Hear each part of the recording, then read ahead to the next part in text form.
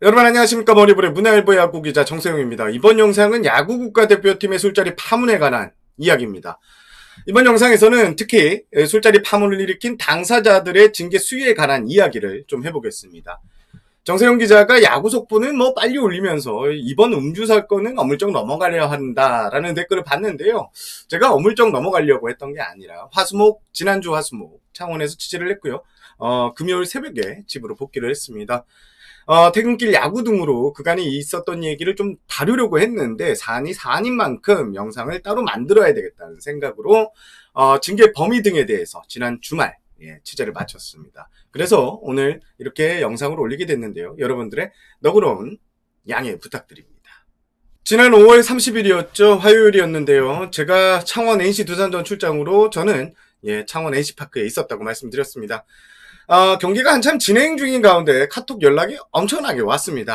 한 유튜브 매체의 링크, 또 그것을 받아쓰고 추가 취재를 했다는 기사의 링크 등이 계속 제게 날아들었습니다. 아무래도 제가 현장에서 꽤 오랜 기간 야구 기자로 활동하고 있고 야구 기자의 회장 등을 맡고 있기 때문인지 동료 선후배 그리고 제 친구들까지 와이프까지한테 와이프에게도 연락이 오더라고요. 야, 이게 뭐지? 그러면서 보내준 링크를 보니 좀 충격적이었습니다. WBC 대표팀에서 수도권 베테랑 A, 그리고 A의 고등학교 후배 B, 그리고 지방 마무리 투수 C가 지난 3월 열렸던 WBC에서 당일 새벽까지, 경기 당일 새벽까지 술을 마셨다는 충격적인 보도 내용들이었는데요. 머리를 한 달 세게 맞은 기분이었죠. 왜냐면 제가 WBC 때 이제 일본 도쿄에서 취재를 했었고 머니볼 영상도 올리기도 했습니다. 제가 당시 대표팀 휴식일 날 대표팀 소속 한 선수를 한 식당에서 만날 기회가 있었습니다. 우연히 마주쳤는데 이연패를 당하고 맞이한 휴식일이었는데도 온통 다음 경기 생각만 하는 이런 모습이 참 인상적이었습니다. 또 제가 여러 가지 이야기를 물어봤죠. 오늘같이 쉬는 날 선수들 뭐 하고 있냐 했더니 밥을 먹고 있겠죠 라면서 가볍게 술을 안 하고 있길래 남아비루나 가마 생맥주죠. 한잔 하지 하고 했더니 술은 피해야 된다면서 그러더라고요. 실제로 콜라만 먹었습니다. 그리고 인사하고 헤어졌는데요. 속으로는 좀 대견하다 이렇게 느껴졌습니다. 등판도 했던 선수였고 다른 선수들도 다 저렇게 했구나라고 생각을 했죠. 그랬던 기억이 떠올랐으니까 저는 머리를 쾅 한 대 맞은 느낌이었습니다. 자, 다시 돌아가서 최초의 보도 결국 큰 틀에서는 사실이었습니다. 지난 6월 1일 김광현, 이용찬, 정철은이 대기간에 심야 운전을 했음을 인정하고 공식 사과를 했습니다.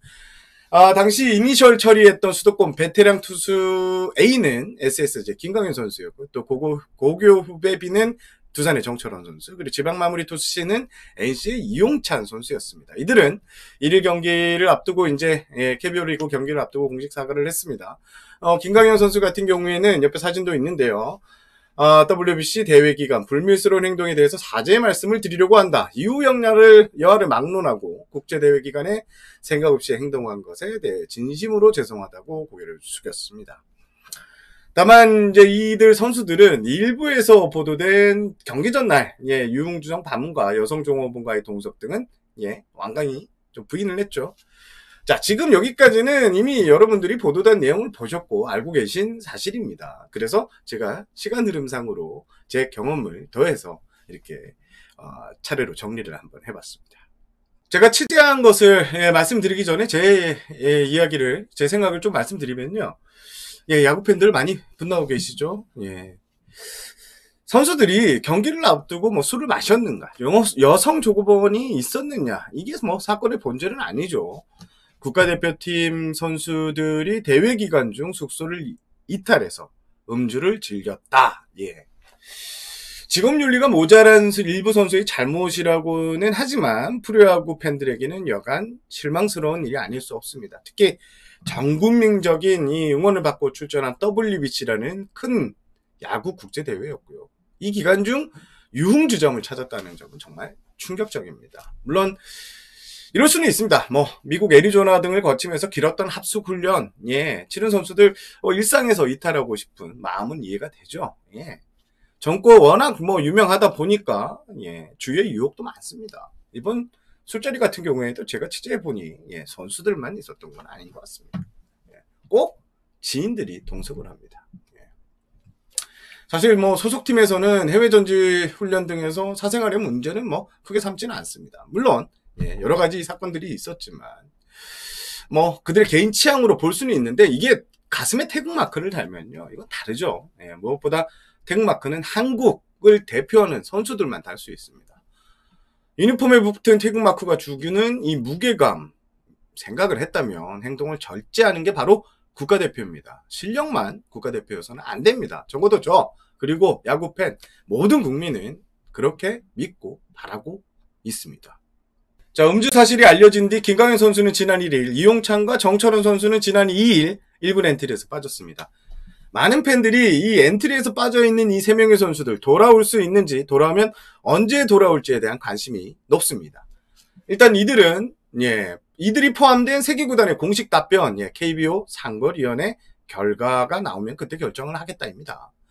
자, 현재 분위기는 이렇습니다. 조사가 완전히 끝난 게 아닙니다. 구단과 KBO에서 가장 신경을 쓰고 조사하고 있는 부분은 지금까지 알려진 것 외에 다른 사실이 나올 수 있다는 점 때문에 2, 3차 자체 조사를 진행했습니다.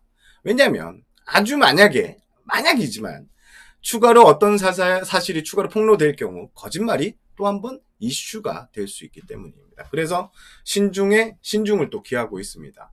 자, KBO는 주말을 이용해 몇몇 선수와 직접 만나 대면 조사를 실시한 것으로 알고 있습니다.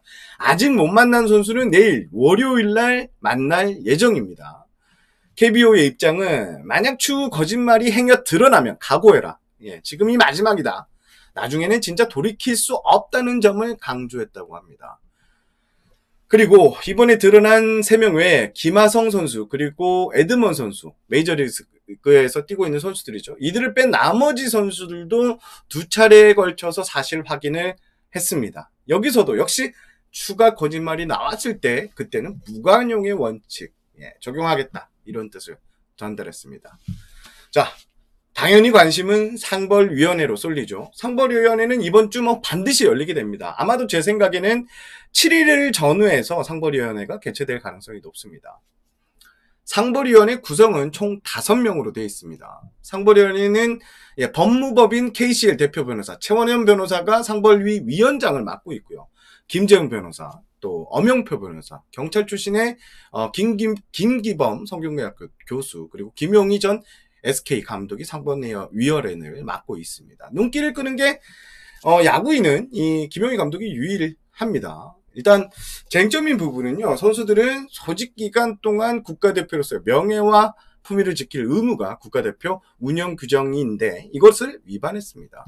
자, 규정 위반이 확인되면 KBO 선수의 이 대표팀 선수에 대한 징계는 KBO 규약 및 벌칙 내규에 의하여 적용한다고 이렇게 적용이 되는 적시되어 있는데요. 자, 이렇게 되면 KBO 규약 151조 품위 손상 행위를 적용해야 하는데요. 일단 적용에는 문제가 없습니다. KBO 리그 선수들이 비시즌에 이 사고를 치게 되면 이 규약에 근거해서 처벌을 내리고 있다는 점에서 현재 대표팀 선수 구성이 김하성, 에드먼 선수를 제외하면 KBO 리그 소속 선수이기 때문에 이 규약 적용이 가능합니다. 그리고 무엇보다 총재의 권한이 중요합니다. 자, KBO 총재는 이 권한이 막강합니다. 특히 이런 상벌위원회에서 규약이 없더라도 어떠한 징계 등을 추가로 조치할 수 있습니다. 결국 어떻게든 징계를 하겠다는 의지만 있으면 징계를 때릴 수가 있는데 현재 분위기는 아주 강경합니다. 상벌위원회도 그렇고 KBO 입장도 그렇고 전국민적인 관심이 쏠렸던 대회 기간 중 선수의 일탈 행위 강력하게 처벌해야 된다는 분위기가 감지되고 있습니다. 자, 징계 부분에 대해서는 국가대표 자격 영국 정지 이런 얘기가 계속 나오죠. 김강현과 이용찬 선수가 사실상 이 나이를 고려하면 국가대표 참가 정지는 징계가 크게 큰 의미가 없어 보입니다. 1999년생이죠. 정철원 선수가 24살인데 이 선수 경우에는 현역병으로 또 그 문제를 맞췄기 때문에 징계를 주더라도 지금 아시안게임을 앞두고 있지만 출장 정지의 징계가 크게 와닿지는 않을 것 같습니다. 결국 벌금형 징계 그리고 출장 정지 이 징계가 이렇게 보이는데 출장 정지 징계 같은 경우에는 이 논란의 여지가 좀 많습니다. 특히 이번 상벌위원회 구성의 절반이 법조인으로 구성된 점을 볼 때 아주 이들은 정말 신중하게 결정을 할 것 같습니다. 이럴 경우에는 출장 정지 등의 징계는 좀 현실적으로 어려워 보인다 이런 분석이 있습니다. 결국 변수는 이제 허구현 총재가 될 것 같습니다. 아주 화가 나 있습니다. 상벌위원회의 징계가 약하다고 생각하면 총재가 행사할 수 있는 권한을 활용할 가능성이 매우 높아 보입니다. 이렇게 되면 KBO 리그 선수들이 비시즌 품위 손상 등의 사고를 쳤을 때 출장 정지 등의 이 강력한 징계가 내려질 것 같은데요. 과연 허구현 총재가 현실적으로 가장 강력한 카드인 출장 정지 징계를 직권으로 행사할 수 있을지 이게 최대 상벌위원회 끝나고 나서 관전 포인트가 될 것 같습니다. 이번 사건을 조사하면서 여러 가지 이야기도 많이 들었는데요. 한 가지 제가 덧붙이고 싶은 말은요. 여기서 끝나면 그래도 잘못했죠. 그리고 제가 비호할 생각도 없고요. 여기서 끝나면 다인가? 라는 생각이 들었는데 만약 지금까지 알려진 사실 외에 다른 추가적 사실이 있으면 이때는 정말 돌이킬 수 없다는 점. 선수들은 잘 아셔야 될 것 같습니다. 자, 이번 영상은 다 짧았습니다. KBO 결과 발표가 나오면 다시 한번 영상을 만들어서 올리도록 하겠습니다. KBO 리그의 이적과 사건, 사고 등이 있으면 반드시 찾아야 할 곳, 머니볼TV입니다. 이 점을 강조하면서 물러가겠습니다. 저는 문화일보 야구기자 정세영이었고요. 여러분 시청해주셔서 감사합니다.